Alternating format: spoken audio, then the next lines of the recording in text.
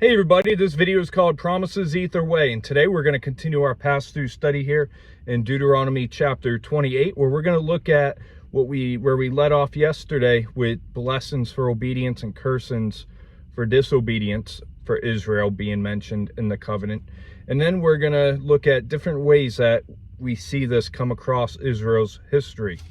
So we're going to look at the 28th chapter in verse 1 and 2 starting out. It says, "Now it shall come to pass, if you diligently obey the voice of the Lord your God, to observe carefully all his commandments, which I command you today, that the Lord your God will set you high above the nations of the earth. And all these blessings shall come upon you and overtake you, because you have obeyed the voice of the Lord your God." So Moses, he told Israel the promise of God's blessing, and he's also given them the warning that if they go and do their own things and they turn to other gods, then there was going to be a price to pay under the covenant that was given back at Sinai in Exodus 23, verse 20 through 33. And after their rebellion against the covenant, Moses warned them in Leviticus chapter 26. And here, Moses is explaining the quality of Israel's future experience on the basis of obedience and disobedience to God. And Moses gives them clearly and brief, as he gave a sermonic elaboration of the basic blessings and cursings. And why did they hear more about these curses than the blessings, you might ask?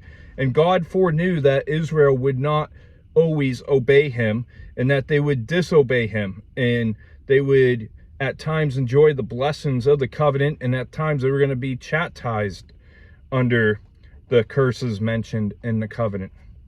And yes, Israel did experience at time blessings, and you see in Joshua chapter 21 verse 45, and Joshua 23 verse 14, 15, and 1 Kings chapter 8 verse 56.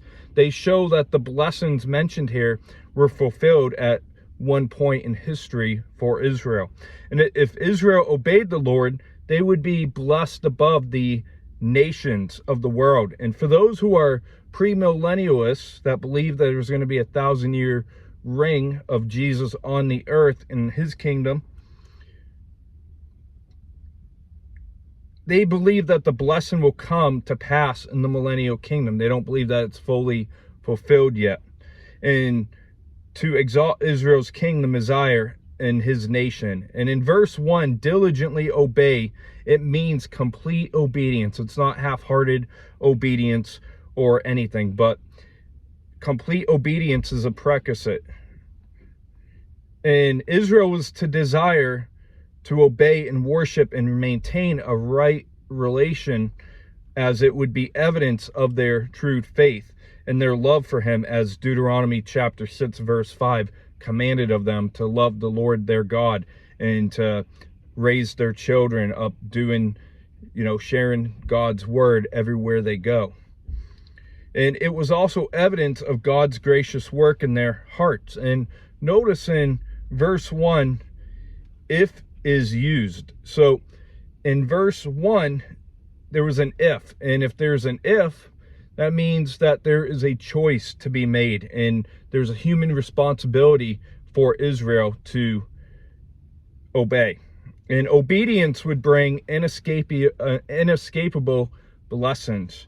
In verse 3 through 14, we're going to read the section with the blessings mentioned. It says, "Blessed shall you be in the city, and blessed you shall be in the country. Blessed you shall be by the fruit of your body, the produce of your ground, and the increase of your herds, the increase of your cattle, and the offspring of your flocks. Blessed shall be your basket and your kneading bowl. Blessed shall you be when you come in, and blessed you shall be when you go out. The Lord will cause your enemies who rise against you to be defeated before your face. They shall come out against you one way and flee before you 7 ways. The Lord will command the blessing on you in your storehouses and all to which you set your hand, and he will bless you in the land which the Lord your God has given you. The Lord will establish you as a holy people to himself, just as he had sworn you, if you keep the commandments of the Lord your God and walk in his ways. Then all the people of the earth shall see that you are called by the name of the Lord, and they shall be afraid of you. And the Lord will grant you plenty of goods in the fruit of your body, in the increase of your livestock, and in the produce of your ground, in the land which the Lord swore to your fathers to give you. The Lord will open to you his good treasure, the heavens, to give the rain to your land in its season, and to bless all the work of your hand. You shall lend to many nations, but you shall not borrow. And the Lord will make you the head and not the tail. You shall be above and not be beneath, if you heed the commandments of the Lord your God, which I command you today, and are careful to observe them. So you shall not turn aside from any of the words which I command you this day, to the right or to the left, or to go to other gods to serve them. So verses 3 through 14 is what everybody likes to hear. Even those in the word of faith, they'll take these verses and apply it to themselves. Everybody loves verses 3 through 14, talking about the blessings. And the Beatitudes here, they summarize where the blessing of God would extend to Israel's life. And God's favor is also intended to spread throughout all their endeavors, as emphasized in verse 7 through 14, coming up on the condition of obedience. And they would know victory and prosperity and purity and respect and abundance and dominance, comprehensive blessing. And in verse 6, to come in, go out, refers to everyday normal activities of Israel's life. And they would be blessed in their warfare. Whenever there was warfare, they would be blessed. And their best blessing would be their relationship with God. They would have intimacy with God, and God would glorify himself through blessing Israel, and calls in fear of the nations against Israel, because they would see clearly how Israel was God's people. And Israel was to be a witness to the other nations of the one and true living God, so that Gentiles would be pulled out of idol worship. And premillennialists, as I mentioned, they believe that Israel will be that witness nation in the last days, as stated in the book of Revelation chapter 7 verse 4 through 10, and in the kingdom of Zechariah that speaks in Zechariah chapter 8 verses 1 through 12. And in 1 Kings chapter 10, Queen of Sheba witnessed Israel blessed as a nation and knew it had to be of God. And in verse 13, Israel was to be the leader over other nations and not be under subjection to another nation.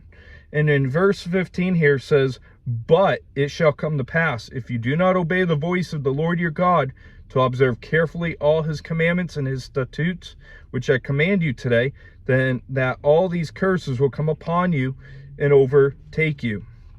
So the remainder of the chapter, which is from verses 15 through, or verses 16 through, I believe, 68 here, you're going to see Moses focusing on the curses that would come upon a disobedient Israel. And you're going to notice that there was more cursings mentioned than blessings.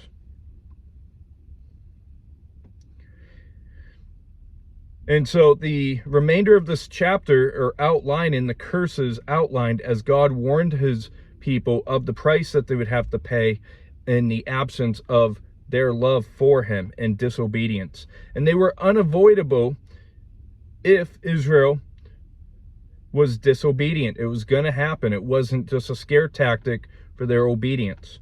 In verse 16 through 68 says, cursed shall you be in the city, and cursed shall you be in the country. Cursed shall be your basket and your kneading bowl. Cursed shall be the fruit of your body and the produce of your land, the increase of your cattle and the offspring of your flocks. Cursed shall you be when you come in, and cursed you shall be when you go out. The Lord will send on you curse and confusion and rebuke in all that you set your hand to do, until you are destroyed and until you perish quickly because of the wickedness of your doings, in which you have forsaken me. The Lord will make a plague cling to you until he has consumed you from the land which you are going to possess. The Lord will strike you with consumption, with fever, with inflammation, with burning fever.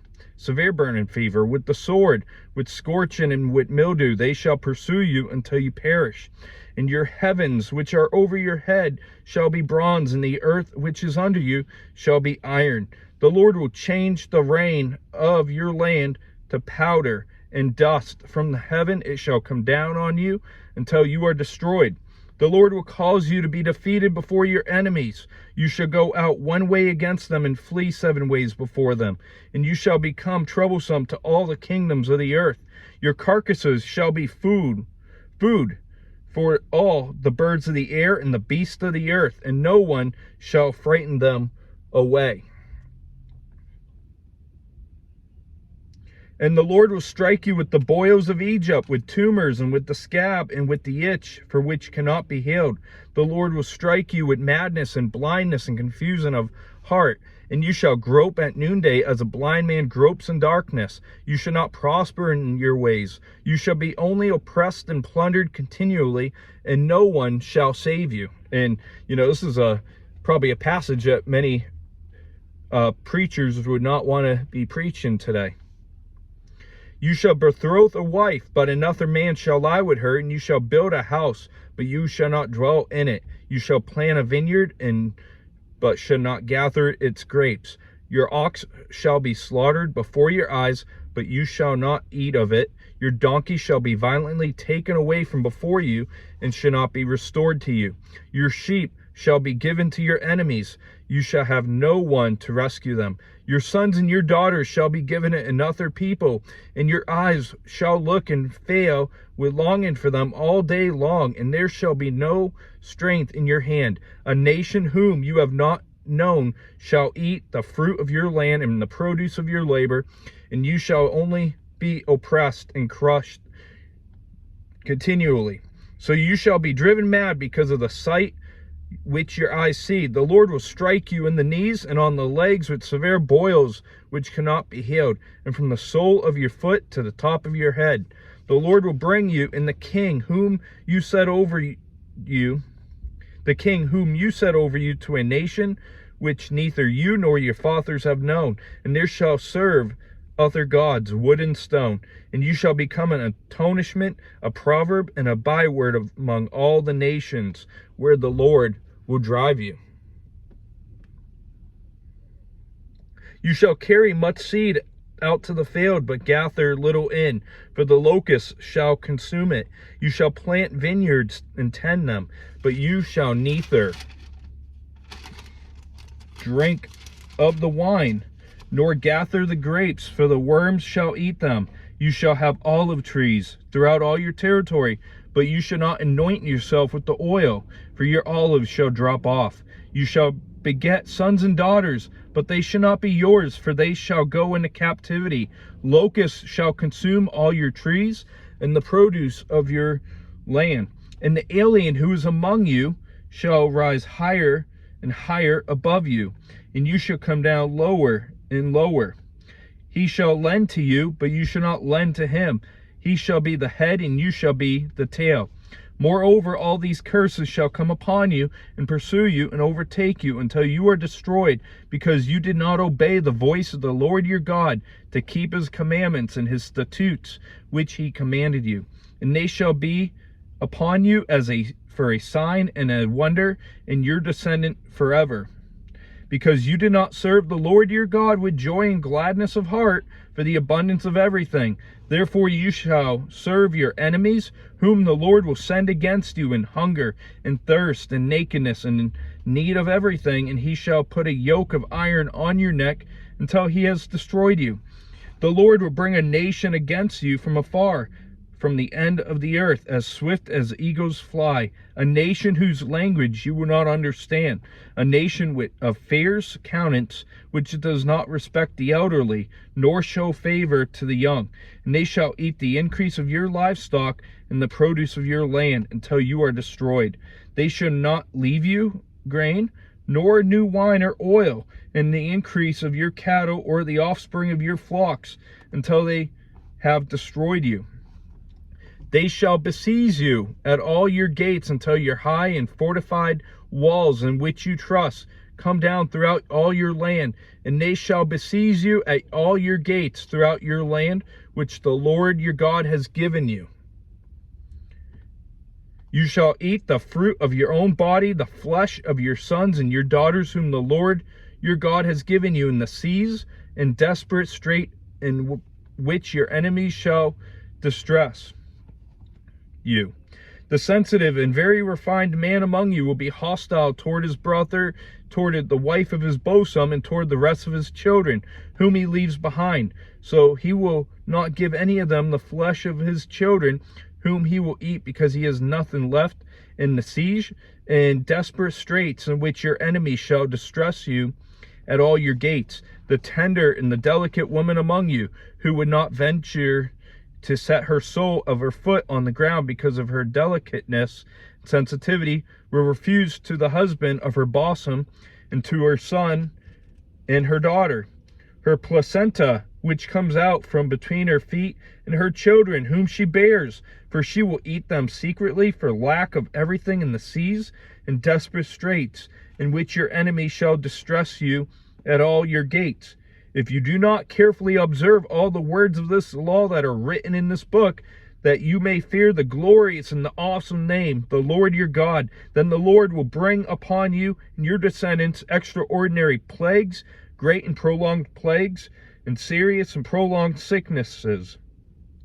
Moreover, he will bring back on you all the diseases of Egypt, of which you were afraid, and they shall cling to you. And every sickness and every plague which is not written in the book of the law will bring the Lord bring upon you until you are destroyed. You shall be left in few in number, whereas you were as the stars of heaven in multitude, because you would not have obeyed the voice of the Lord your God.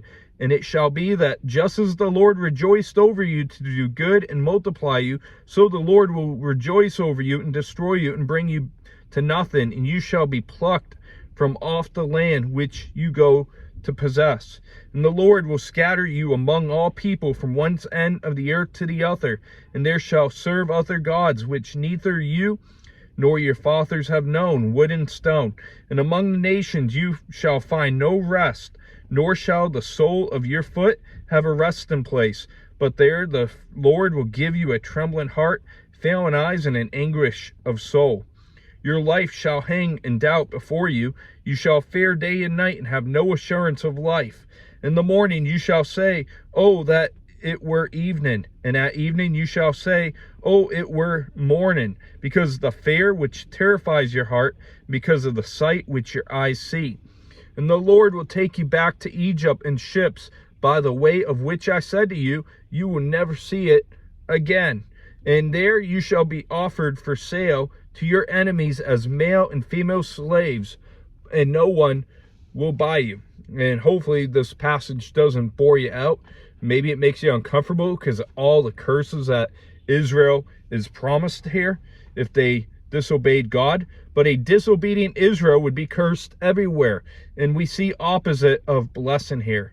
And destruction was the ultimate calamity for Israel's sin. In verse 21, we'll read it again. It says, because there's so many verses you might not remember this.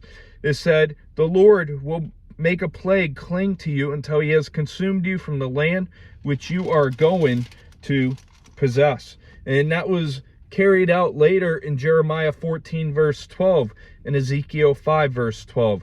And they would suffer boils, which was the disease that God afflicted on the Egyptians prior to the Exodus in Exodus chapter 9 verse 9. And the three curses were in contrast to the exemptions from military service. And the exemptions were possible because God would grant his people victory in battle. And so in disobedience, Israel would be cursed everywhere, such as their farms, their homes, their kitchens, their health, their weather, and their warfare. And they would also see terrible injustices and tragedies. And I want to reread verse 53. It said, You shall eat the fruit of your own body, the flesh of your sons and your daughters, whom the Lord your God has given you in the seas and in desperate straits in which your enemy shall distress you.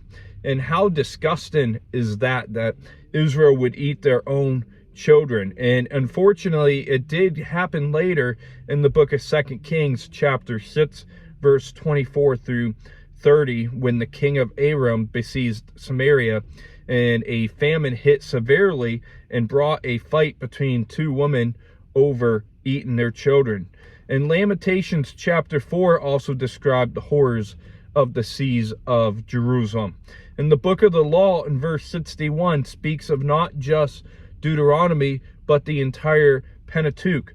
In verse 60, it indicates that the diseases of Egypt, which were covered back in Exodus, of these plagues.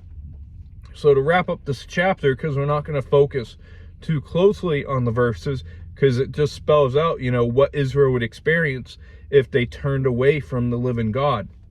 And so the chapter speaks of blessings on obedience, as Israel would be overtaken by blessing, and they would shine above the nations if they were to obey God. In the chapter, it can be abused by some today, as I mentioned in the word of faith. But this was a covenant promise to Israel.